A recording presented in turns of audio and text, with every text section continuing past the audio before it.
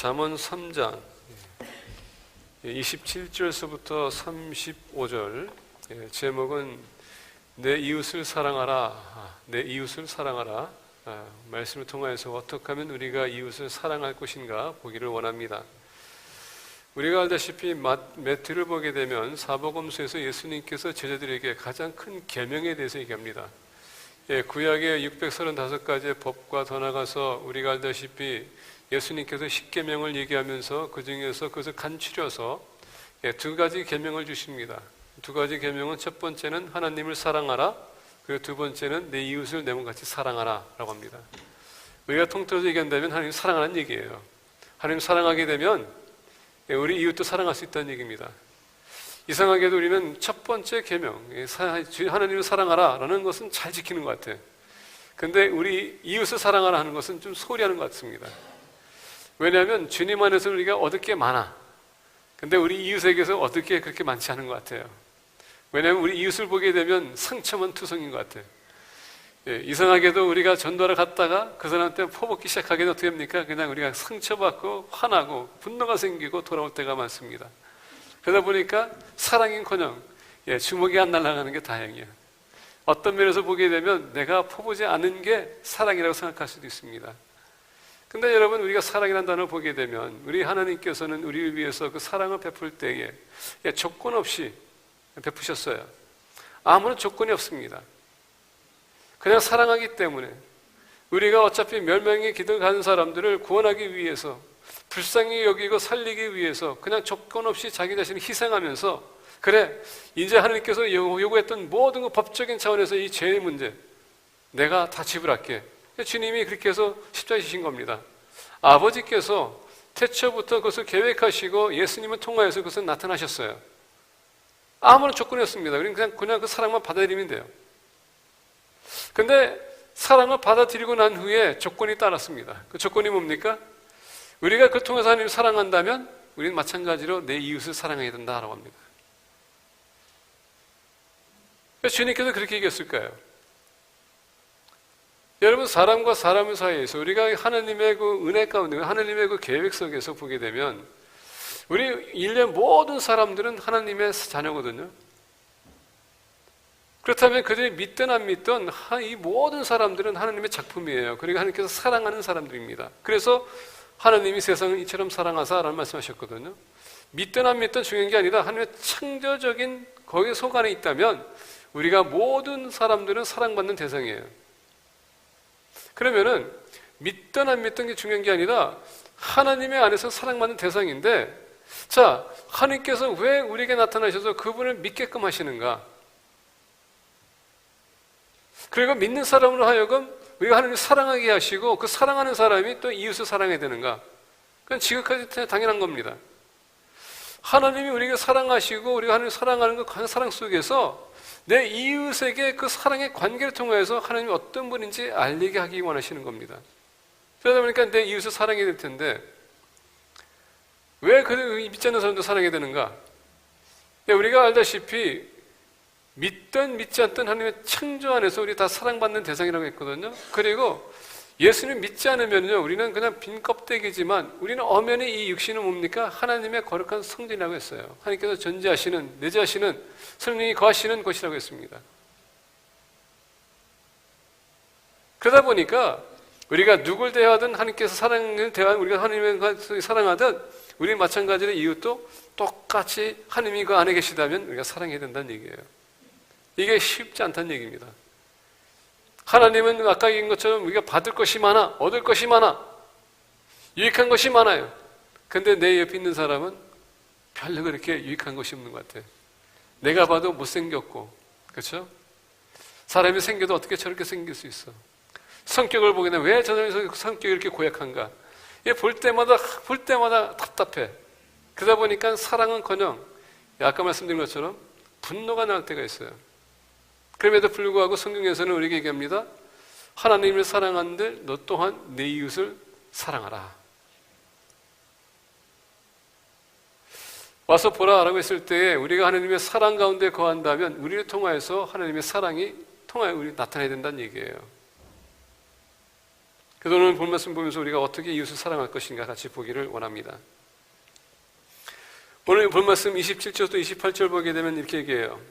내 손이 선을 베풀 힘이 있거든 마땅히 받을 자에게 베풀기를 아끼지 말며 내게 있거든 이웃에게 이르기를 갔다가 다시 오라 내일 주겠노라 하지 말며. 자, 우리가 하는 이웃을 사랑하기 위해서 첫 번째 우리에게 요구하는 것이 뭐냐? 내 이웃을 도와주라는 얘기예요. Help those who are in need. 도와주라는 얘기입니다.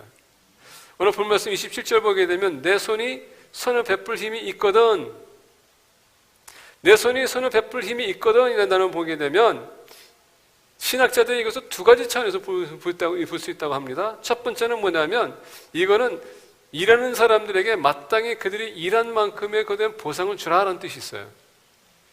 왜냐하면 이때 당시에는 사람들이 일하게 되면 하루를 위해서 일했거든요. 그 하루를 일해가지고 번 것을 가지고 먹고 사는 거예요. 근데 만약에 열심히 일했는데 만약에 그들에게 반드시 하루 7일 일한 것을 줘야 되는데 안 주면 그들은 굶을 거란 얘기예요. 두 번째 의미는 뭐냐면 내 손이 선을 베풀 힘이 있거든 마땅히 받을 자에게 베풀기를 아끼지 말며 했을 때에 우리는 항상 하나님의 은혜 가운데 거하는 사람이 은혜를 입고 있기 때문에 그 은혜를 거저 주라라는 얘기예요. 어쨌거나 이 말씀을 보게 되면 우리에게는 의무가 있다는 얘기예요. 뭡니까? 우리 이웃을 도와주는 것이 우리의 사명이라는 얘기입니다. 그래서 내 이웃을 내와 같이 사랑하는 것은 나만 관심 갖지 말고 그 관심을 우리 이웃에게도 쏟아주라는 얘기예요. 내게 있거든 이웃에게 이르기를 갔다가 다시 오라 내일 주겠노라 하지 말며. 자, 이 말씀을 볼 때에 많은 사람들은 나도 지금 먹기 바쁜데 살기 바쁜데 내가 너까지 어떻게 신경 쓸 수 있느냐 이 얘기거든요. 근데 하나님은 여러분 우리가 하나님을 왜 찾습니까? 우리가 살아가면서 어려운 일이 생길 때에 불행이 생길 때에 부족함이 있을 때에 일이 안 풀릴 때에 우리가 주님 앞에 나가서 어떻게 합니까? 간절하게 구하지 않습니까? 자, 그러다 보니까 하나님 앞에 나와서 우리는 간절하게 구합니다. 그리고 하나님의 은혜 가운데서 또 하나님께서 우리에게 모든 해결 방법을 보여주세요. 그리고 빠져나갈 수 있는 길과 그리고 해결할 수 있는 길도 보여주십니다. 그 은혜를 잊고 있는 사람들이거든요. 자, 그러다 보니까 내 손이 선을 베풀 힘이 있거든 했을 때에 우리 모두에게 베풀 수 있는 힘이 있다는 얘기예요. 왜? 은혜 가운데 거하면은 은혜를 우리가 잊고 있다면 다 힘이 있다는 얘기예요. 예수님 안에서 우리가 은혜 입었다면은 반드시 우리 이웃을 도와줘야 된다는 얘기예요. 만약에 은혜 받지 못한다면 얘기가 틀리겠지만 그럼 여러분 은혜 받지 못한다면은 여러분들의 신앙을 다시 한번 점검해야 될 필요가 있어요. 왜냐하면 은혜와 평강을 두고 얘기할 때 특히 우리가 신약에 와서 서신들을 보게 되면 하나님의 은혜와 평강이 너에게 있을지어다. 여러분 하루 이렇게 살아있다는 것, 이렇게 와서 예배드릴 수 있다는 것 벌써 이미 하나님의 은혜와 평강을 누리고 있는 거거든요. 그러면 내가 살아있는 동안에 그럼 그 은혜를 어떻게 내가 우리 이웃들에게 가르쳐 줄 수 있을까? 베풀 수 있을까? 힘들고 어려운 사람들. 요새 이렇게 기사를 보게 되면 그런 기사들이 많이 나옵니다. 어떤 학생이 아르바이트해서 학비를 벌어야 되고 그리고 생활비를 그가 벌어야 되기 때문에 열심히 일합니다. 그러면서 식당에서 막 일하는데 어떤 손님이 와가지고 이런 얘기 저런 얘기 하다가 그 얘기하다가 보니까는 이제 본인이 이제 학생이고서는 열심히 이제 일해야 되고 하다 보니까 그 듣는 사람의 마음이 감동이 돼서 나중에 식사를 마치고서는 가기 전에 크레딧 카드를 이제 끌면 이제 원래 계산서 가져오지 않습니까? 거기 보니까는 얼마 먹었는데 그 보니까 팁이 얼마냐? 본인이 얘기했던 학비가 그 전체로 그냥 기부가 됐다는 얘기예요. 그래서 취재했다고 합니다. 왜 그렇게 됐냐고. 본인도 어렸을 때 누군가가 나에게 그렇게 은혜를 베풀었습니다. 저 또한 보답하길 원합니다.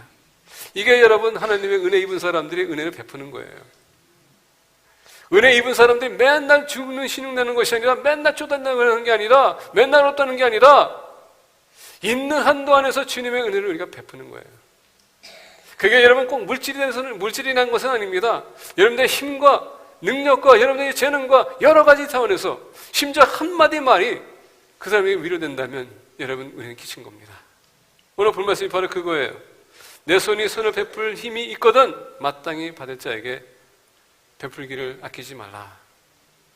다시 얘기하면 인색하지 말라는 얘기예요. 우리 믿는 사람들이 이상하게 우리는 먹고 마시고 입는 것에 대해서 신경 많이 써요. 명품은 다 우리가 얻습니다. 근데 고작 우리가 한 가지 누군가 일부를 주는 것도 우리가 떨릴 때가 많아. 얼마나 떠는지. 그러면서 우리는 항상 얘기합니다. 하나님의 은혜를 우리가 잊고 있다고. 근데 하나님께서 얘기하지 않습니까? 너가 이가 거저받았으니 거저주라. 돕는 데 우리가 힘써야 된다는 얘기입니다. 여러분들은 하나님께서 주신 은혜를 어떻게 관리하고 계십니까? 청지기의 삶이 뭔지 아십니까? 청지기는요, 주인에게부터 물려받은 모든 것을 가서 관리하는 거예요. 만약에 지배인이 나면 어떡합니까? 지배인은요, 그것을 가지고 다른 종들에게 나눠주는 것입니다. 지금 여러분들이 갖고 있는 모든 소유는 하나님 거라고 우리가 고백하지 않습니까? 하나님께서 주셨다고 우리가 고백해요. 다 하나님 거라고 얘기합니다. 근데 하나님 것을 가지고 나눠줄 때에, 누군가 어려운 사람들 도와줄 때에 우리가 인색한 것은 뭡니까? 그건 여러분들이 해야 될 사역을 안 하고 있다는 얘기예요. 돌아온 탕자의 죄송합니다. 선한 사마리아에 대한 비유를 우리가 보게 되면, 그 선한 사마리아에 있어서 여러분 그 세 사람이 지나가는데 두 사람은 종교적 지도자들입니다. 그리고 한 사람은 선한 사마리아 사람입니다. 상인이에요. 거기서 중요한 것은 뭐냐면 도움이 필요한 사람의 그 자리에서 도와줬다는 게 중요한 거예요. 피해가는 게 아니라. 오늘 본 말씀 보게 되면 내게 있거든 이웃에게 이르기를 갔다가 다시 오라 내일 주겠노라 하지 말며, 필요한 사람에게 그 순간에 우리가 줘야 된다는 얘기예요. 필요할 때에. 때로는 근데 우리가 한 박자 항상 늦는 것 같아요. 필요 없을 때에 우리가 가서 줄 때가 있습니다. 근데 재밌는 것은 필요 없을 때 주게 되면요, 그 받은 것을 우리가 헛되게 사용할 때가 많아. 그래서 여러분, 복권들 좋아하는 사람들 주의하세요. 복권 타가지고 잘 됐다는 사람 한 사람도 없어. 하나님은 우리가 필요할 때 채워주시지 우리가 필요 없을 때 여러분 하나님께서 주시지 않습니다. 이와 같이 우리 믿는 사람들도 우리 형제자매를 도와줄 때에, 필요할 때에 우리가 손을 채워주는 것입니다. 우리가 갈라디아서를 보게 되면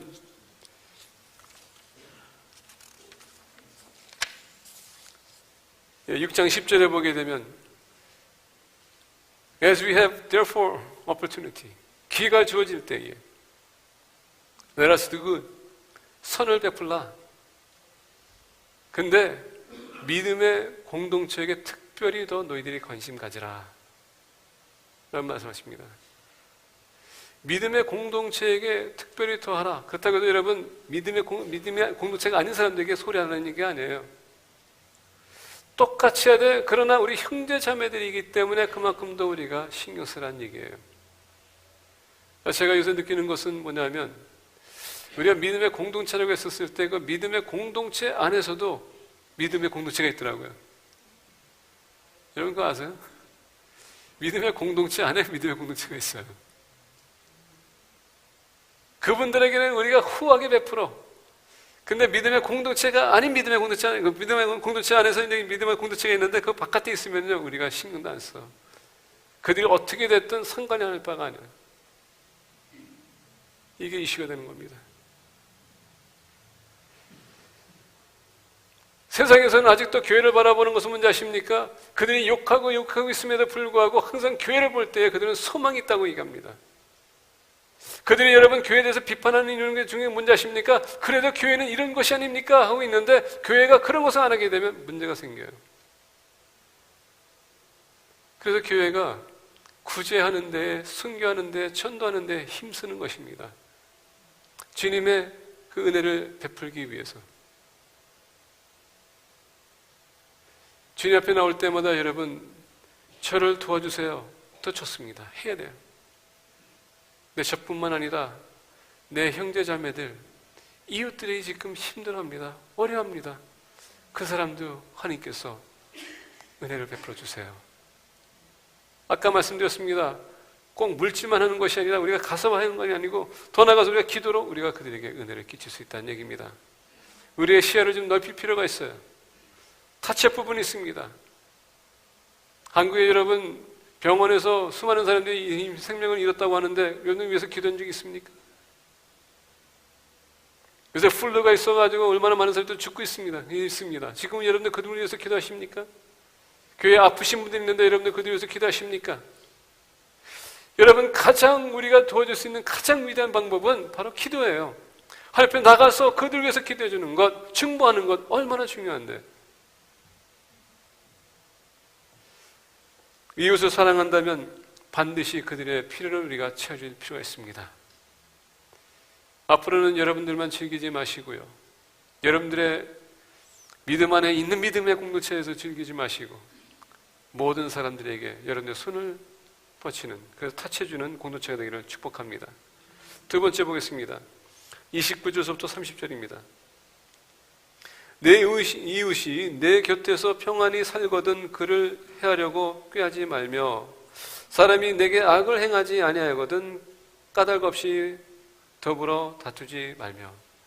두 번째는 우리가 이웃을 사랑하기 위해서 그들과 평화를 유지해야 된다는 얘기입니다. 힘들고 어려운 공동체, 우리가 너무 힘들다 보니까 때로 우리가 이웃을 도와줘야 되는데 그들에게 힘든 일을 겪게 되면 우리가 멀리할 때가 많습니다. 우리도 이상하게 상처가 많아요. 그러다 보니까 다른 사람에 대해서 우리가 관심을 좀 못 갖는 것 같아요. 제가 무슨 얘기냐면 저희 아버님이 일본에서 공부하셨던 분이기 때문에 일본 사람에 대해서는 잘 알아요. 성격도 잘 아십니다. 근데 아버님이 잘 성장하시면서 일본에게 엄청난 핍박을 받았거든요. 그러다 보니까 아버님은 일본 사람을 되게 좋아하지 않았어요. 제가 중학교 때 여자친구라는 여자애가 갑자기 와서 친구할래 해서 갑자기 기분 좋아가지고 아버님한테 얘기했더니 아버님께서 엄청나게 야단치시더라고요. 일본에는 안 돼. 일본에는 안 돼. 고등학교 갔더니 또 고등학교도 또 일본 애가 좋아한다고 얘기했더니 또 아버님께서 하는 얘기가 너는 내 자식이 아니야. 그만큼 미운 마음이 있어요. 너무 당했기 때문에. 근데 이것은 우리 아버님뿐만 아니라 우리 기독교에서도 보니까 목사님들 이렇게 얘기 들어보면요. 목사님도 일본 사람들을 가지고 쪽발이라고 얘기해요. 중국 사람들은 짱깨라고 얘기합니다. 왜 그런 말을 쓸까요?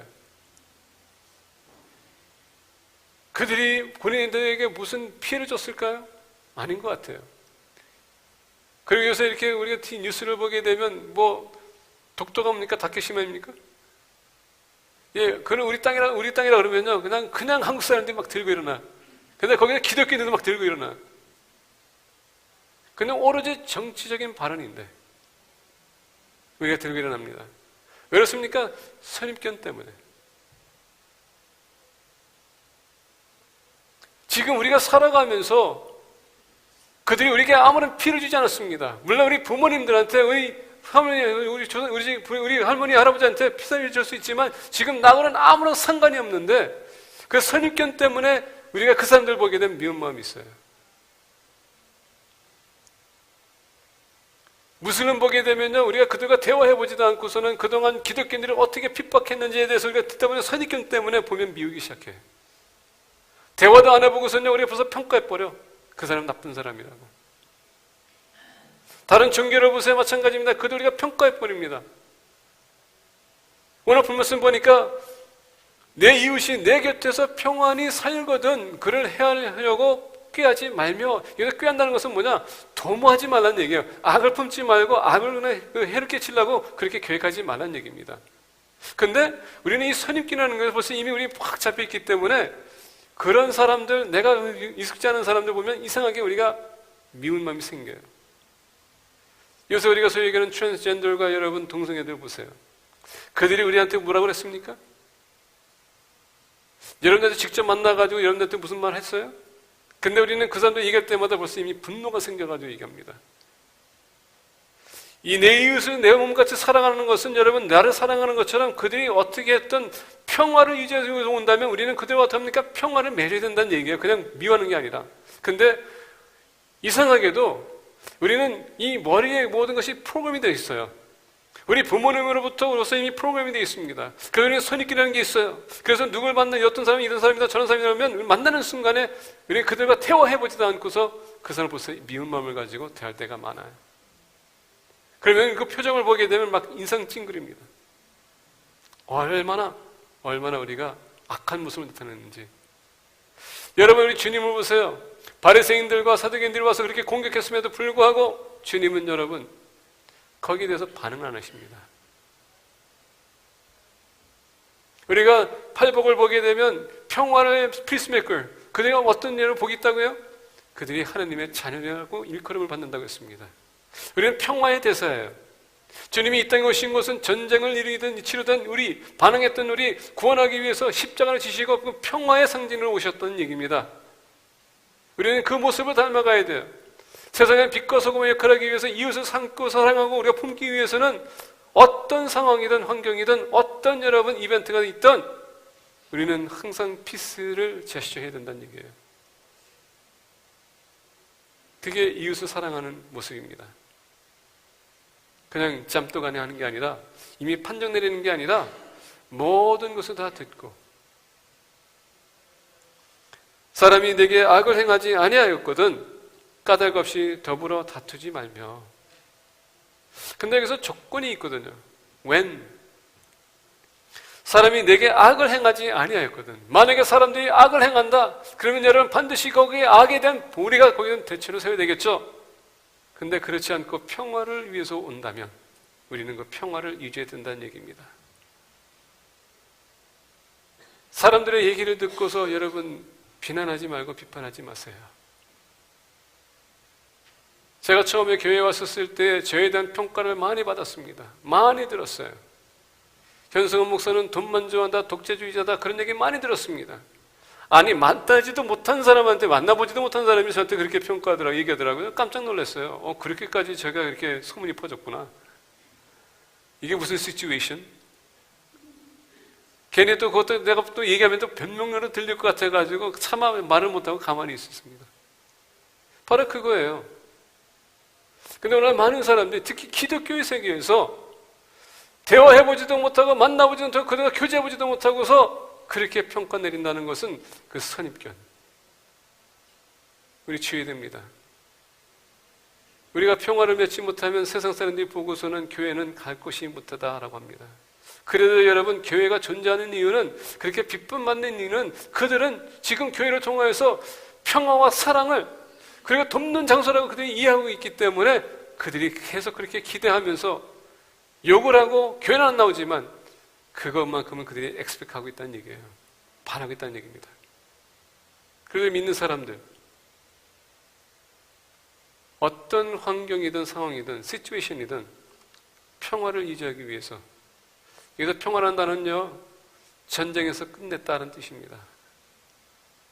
싸우기 위해서 나서는 게 아니고 그들이 날 통하여서 여러분 계속 날 비난했다 할지라도 평화의 제스처 싸움을 우리가 멈추자 그냥 화해하기 위해서 우리는 나서야 된다는 얘기입니다. 그게 이웃을 사랑하는 것입니다. 세 번째 보겠습니다. 21절부터 31절부터 35절입니다.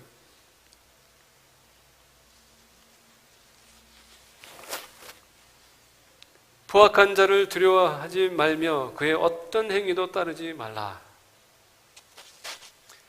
대조패역한 자는 여호와께서 미워하시나 정직한 자에게는 그의 교통하심이 있으며 악인의 집에는 여호와의 저주가 있거니와 의인의 집에는 복이 있느니라.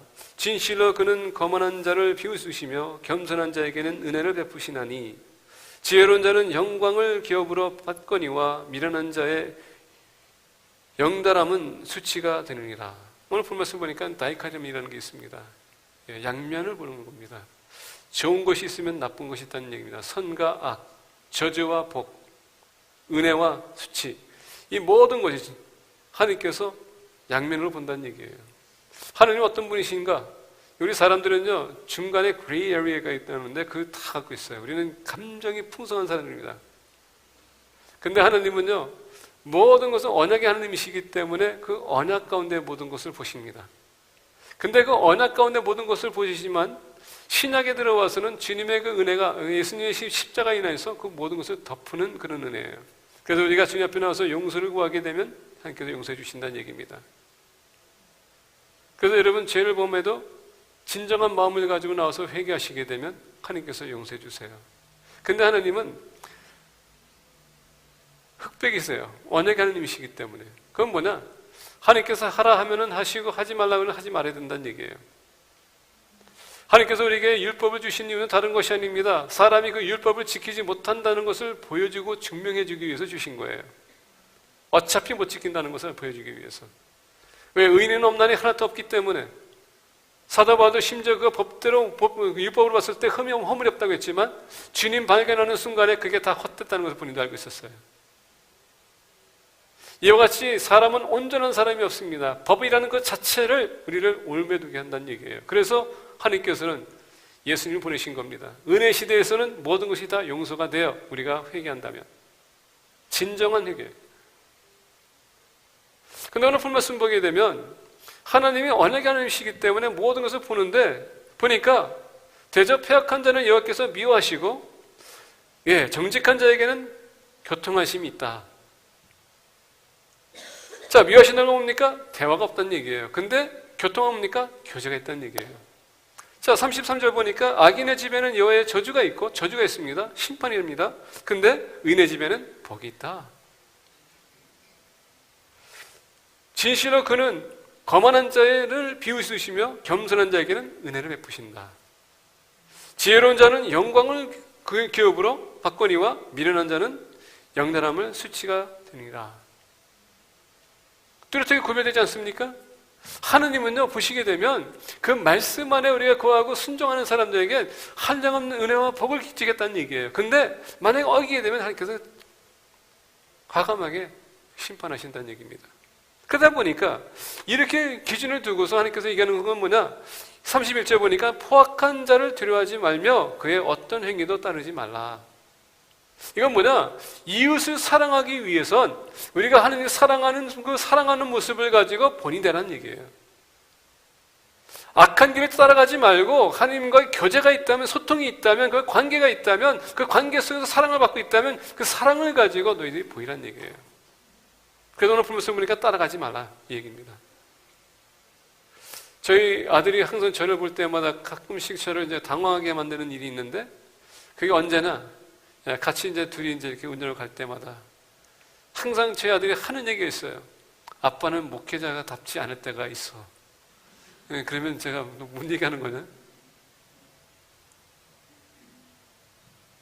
그럼 우리 아들이 그래요. 본인도 양보는 안 하면서 저는 꼭 양보하기를 바라는 겁니다. 이게 여러분 세상에 보는 우리 기독교인들이에요. 차를 운전하다 보면 그냥 여러분 시그널 들어오면 괜찮아. 그 짧은 공간에서 신호 등은 괜찮은데 신호를 안 켜고 들어오는 사람도 있거든요. 그럼 되게 당황스럽거든요. 그러면 저는 이제 그 서운한 순간에 그래요. 그러면요, 저희 아들에게 쳐다봐요. 그러면서 이래요. 기분 되게 나빠. 그러다는 이제 거기에 이제 제 반응이 어떻습니까? 너는 그렇게 안 하냐? 그랬더니, but Dad, you're a pastor. I'm not 그러더라고요. 그러다 이제 거기에 이제 질 수 없으니까, yeah, but you're Christian. You're child of God. 그럴 때가 있어요. 본이 안 된다는 얘기예요. 우리 아들이 봐도 본이 안 돼요. 전에 저희 집사람하고 이제 식당에서 이렇게 얘기하다가 보는데, 이제 우리 집사람이 이제 저를 이제 이렇게 얘기하면서 이제 목회하는 데 있어서 이제 제가 이제 잘못하는 부분 이렇게 얘기하거든요. 그러면 제가 이제 그 들을 때마다 어떨 때는 이제 기분이 좋다가도 이제 조금 더 심해지면 이제 기분이 이제 나쁘기 시작하고 저도 모르게 우리 집사람이 합니다. 이게 이제 왕자가 생겼다고. 이게 그게 드러나기 시작할 때가 있어요. 한 번은 좀 기분이 나쁜 상황에서 탁 하고 이제 고개를 듣는데 저쪽 한 구석에서 어떤 우리 교회 성도님 한 분이 딱 들어오더라고요. 근데 저는 이제 그분의 눈하고 딱 맞아드셨는데, 제가 갑자기 당황한 거야. 왜? 표정 관리가 안 되니까.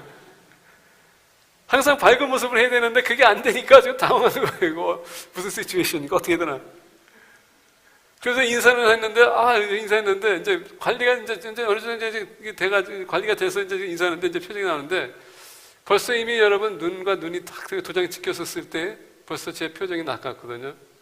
그럼 여러분 그 사람이 처음 보는 순간에 나를 봤었을 때, 아, 목사님이 왜 저러지? 왜 저러지? 그거는 여러분 좋은 이미지가 아니에요. 오늘 본 말씀에 보니까 포악한 자를 부러워하지 말며 그의 어떤 행위도 따르지 말라. 어떤 분들은 이렇게 과장하는 모습들이 있어요. 뭔가를 얻기 위해서 그들은 계획을 하고 도모하고 그것을 실현하고 사람들을 그냥 묵삽을 내고 그냥 짓밟고 그냥 그들 넘어가기 위해서 하는 사람도 있습니다. 근데 오늘 이렇게 보면요, 목회자들도 그렇게 하는 것 같아요. 제가 어떤 교회 목사님을 만났는데 그 목사님 그 교회에서 그 바로 건너편에 부지가 있어가지고 그 부지를 샀다고 합니다. 근데 저한테 이제 아이디어를 주는 거예요. 그래서 이제 저한테 그러더라고요. 앞으로 목회하게 되면 교회가 돈이 있으면은 그냥 이런 방법도 괜찮습니다 하면서 뭐냐냐, 그 땅을 사가지고 그 주차장을 만들었어요. 2층 건물로. 그래가지고서 그것을 이제 매달마다 이제 그 주차비를 받잖아요. 사람들 세우면은. 그건 좋아. 괜찮아. 근데 보니까 나중에 들려오는 얘기가 뭐냐, 매년마다 그냥 그 돈을 가격을 더 올린대요. 계속 올린대. 아니, 전도하는 차원에서 그렇게 졌다고 얘기했는데 그게 전도가 아니라 지금 뭡니까? 세상 사람들과 똑같이 지금 돈을 벌기 위해서 그들에게 피를 주고 있거든요. 이거 서비스가 아니야. 나중에 그게 이슈가 되다 보니까 제가 들려온 얘기인데 이런 모습들이 된다는 얘기예요. 포악한 자를 부러워하지 말며 그의 어떤 행위도 따르지 말라. 우리 믿는 사람들은 주님께서 주신 달란트와 여러분 모든 우리의 은사와 이것은 하나님의 나라를 위해서 우리가 서비스하고 섬기게 하기 위해서 주신 거거든요. 근데 그것이 아니라 우리가 악착같이 뭔가를 얻기 위해서 하는 그런 계획, 양보도 조금도 못하는 그런 계획, 그런 모습, 이거는 여러분 주님을 사랑하는 그 모습이 아니에요. 그런 말씀 보니까 그런 본이다라는 얘기입니다. 양보할 줄 알고, 용서할 줄 알고, 손해볼 줄 알고, 희생할 줄 알고, 그런 모습을 우리가 나타내야 된다는 얘기입니다. 우리 교회가, 교인들이, 믿는 사람들이 세상 사람과 똑같이 산다면, 아니 어떤 면에서 보게 되면 세상 사람보다 더 악할 때가 있어요. 그러다 보니까 교회가 본이 될 수가 없어요. 요새 교회를 보게 되면 많은 어토리티를 우리가 지금 루즈하고 있습니다. 왜? 하나님의 뜻대로 살지 못하고 있기 때문에 그렇다는 얘기예요.